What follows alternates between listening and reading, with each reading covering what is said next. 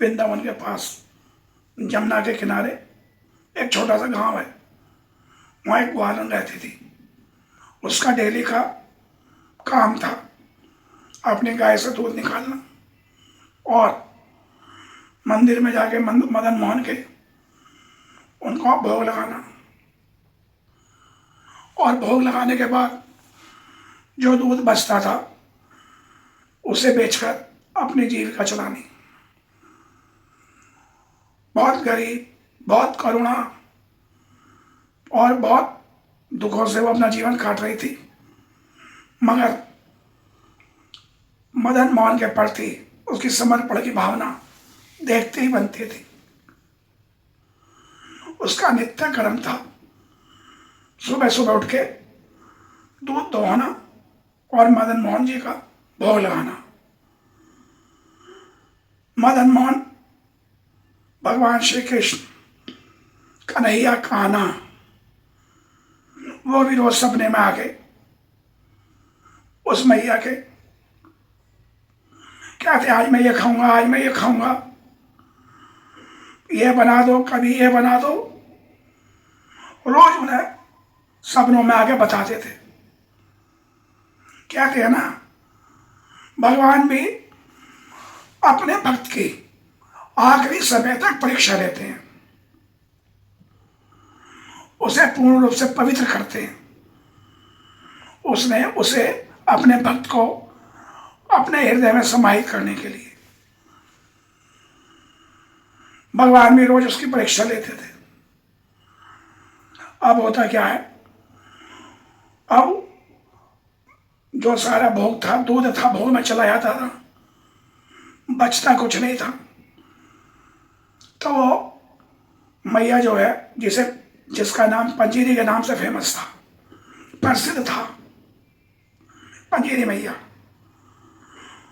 अब वो क्या करती, थोड़ा सा जमुना का जल लेती और उस दूध में डाल लेती और जमुना से कहती, जमुना मैया तू भी तो मदन मोहन की पटरानी है, तो तेरे साथ साथ मदन मोहन का भी भोग लग जाता है, भोग पा लेते हैं मदन मोहन जी,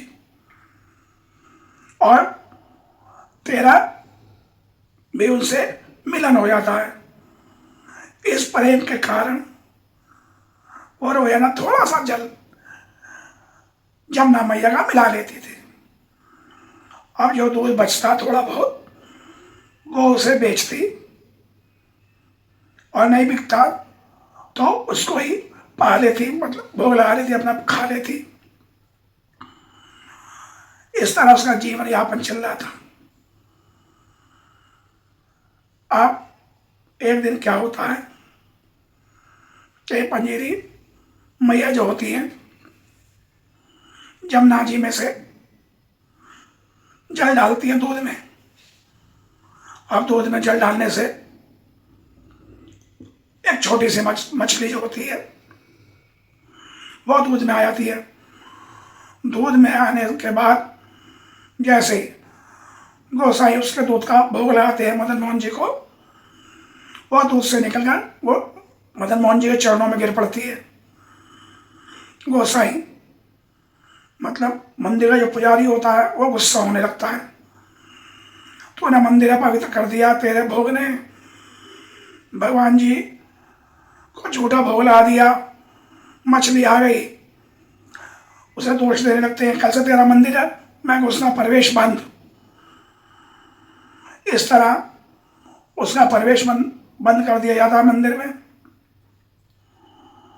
अब वो वहां से दुखी, विरक्ति हुई, रोती हुई आती है, मेरे से ये क्या हो गया, मैं तो जमुना मैया आपके नाम का भोग लगाती थी, अपने नाम से भी और आपके नाम से भी,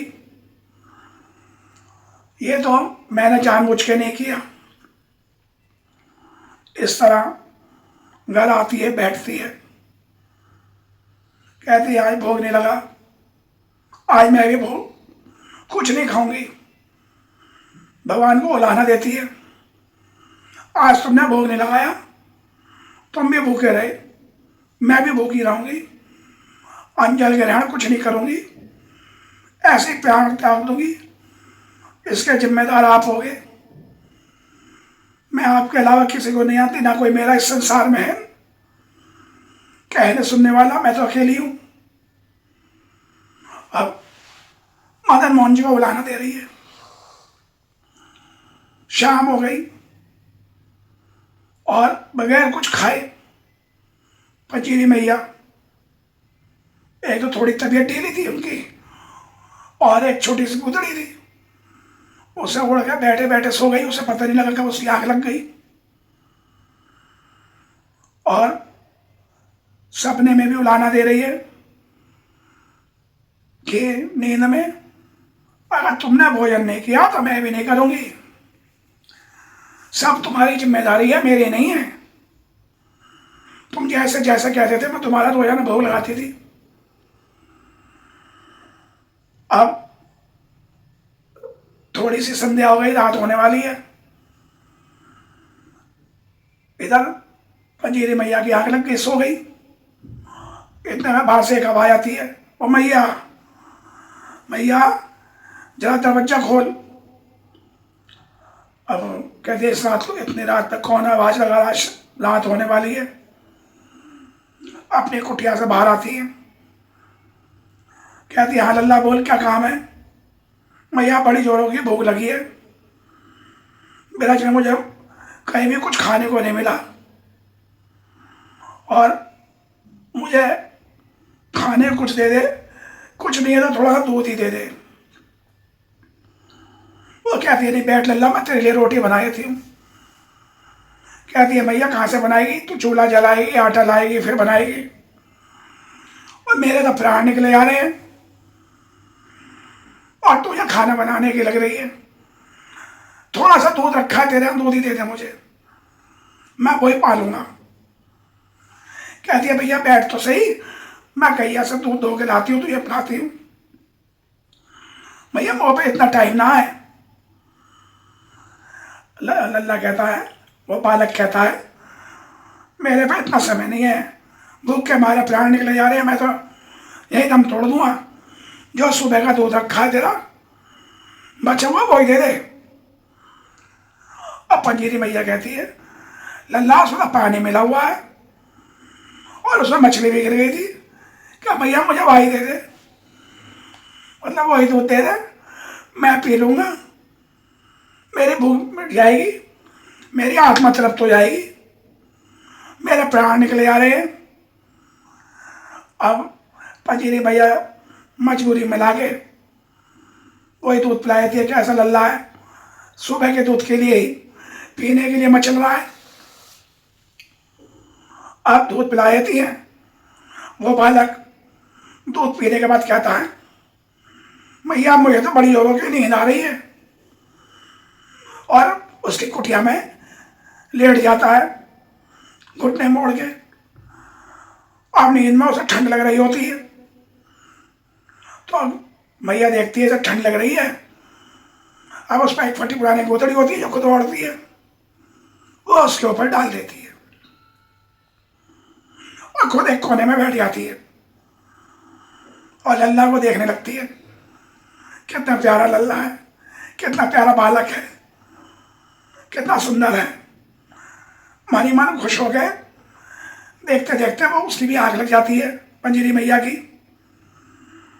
पंजीरी मैया को दर्शन होते हैं सपने में, ओ मैया देख मैंने तेरा दूध पी लिया है, तेरा द्वारा दिया गया भोग पा लिया है, अब तू भोगी मत रहे, नहीं ना फिर तू मुझे बुलाना देगी, तू भी कुछ खा ले। हाँ और मैं कल से भोग लगा लूंगा, तू चिंता ना कर, तू मंदिर में ही हो, बस तू भोग लगा ले, तू प्रसाद पा ले, तू भोगी रहेगी तो मेरी आत्मा को बहुत कष्ट होगा। देखते हो सपने में देख रहे मदन मोहन जी उससे कह रहे हैं क्या मुझे बहुत दुख हो रहा है, तू भोगी लेट रही है, मैंने दूध पा लिया, देखा तेरा ही दूध लिया है मैंने जो तू लाई थी। अब मैया हड़बड़ा के उठ के बैठ जाती है, देखती है सुबह का टाइम हो रहा है, और कोने में देखते हुआ तो लल्ला है ही नहीं, बालक है ही नहीं। उसकी जगह उस बालक के ऊपर जो उसने पीताम्बरी ओढ़ रखी थी वो पड़ी हुई है, जो सोने और चांदी के धागों से जड़े थे। वो कहती है मेरा लल्ला आया था, दूध पी गया, मेरा लल्ला आया था, मेरे लल्ला ने भोग लगा लिया, मेरा लल्ला नाराज नहीं है। उठती है, दूध धोती है गाय का, भोग लगाती है, भोग लगाने के बाद दूध लेकर मंदिर जाती है। पुजारी से कहती है, पुजारी मंदिर खोलने वाला होता है तो देखता है खोल के, सामने मदन मोहन जी के ऊपर एक पुरानी गोदड़ी उड़ी हुई है और उनकी पीताम्बरी नहीं है, जबकि 3 ताले लगे होते हैं, 4 ताले।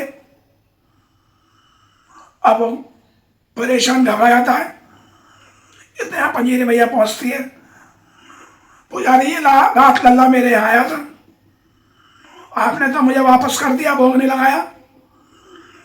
लल्ला भोग लगा के चला गया और ये अपनी पीताम्बरी छोड़ गया, मेरी गोदड़ी ले गया है। तो ऐसे मंदिर में देखती है तो कह रहे मेरी गोदड़ी है और ये रही उनकी पीताम्बरी। अब पुजारी और दूसरे पुजारी, उनकी आंखों में आंसू आ जाते हैं, पंजीरी मैया के चरणों में पड़ जाते हैं। मैया तो बड़े भाग्यवान है, हमें पूजा करते हुए इतने दिन हो गए, उसने इन्होंने हमें साक्षात दर्शन नहीं दिए।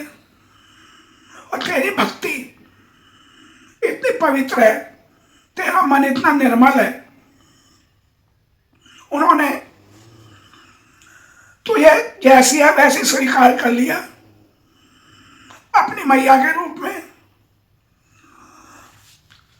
हम बहुत पापी हैं, हम ये भूल गए भगवान हमेशा भक्त के दास होते हैं, भक्त की समर्पण, भक्ति के आगे सब बेकार है। पुजारी पंजीरी मैया से कहता है आप जब भी आओ, आपको कोई रोक टोक नहीं है, आपने साक्षात मदन मोहन जी के दर्शन किए हैं। अब पूरे मंदिर में जितने भी लोग होते हैं सबकी आंखों में आंसू आ जाते हैं, सब कहते हैं बांके बिहारी लाल की जय, जय मदन मोहन की। कहते हैं प्रभु हमसे भी कोई भूल चूक गलती होगी और क्षमा करना, हम पे भी अपनी कृपा करना। और इधर पंजीरी मैया अब तक तो वो अपना नित्य कर्म, अपना स्नेह सब तरीके से मदन मोहन जी को अर्पित करते थे। अब उसने अपने आप को ही हर पल हर क्षण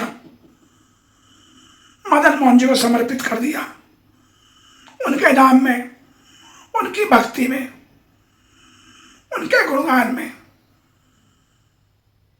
अब वो तो मदन मोहन जी का ध्यान रखते और मदन मोहन जी उसका ध्यान रखते थे। ब्रज में पंजीरी मैया बहुत प्रसिद्ध रही हैं, बहुत अच्छी कहानी है, मैंने छोटी करके सुनाई है, कहानी बहुत बड़ी है, बीच में बहुत हिस्से भी थे। भैया जिसने भी भेजी उसको भी मेरा प्रणाम। आपकी कहानियां बहुत अच्छी होती हैं। आज मेरी आंखों में भी आंसू आ गए। जय श्री राधे कृष्ण।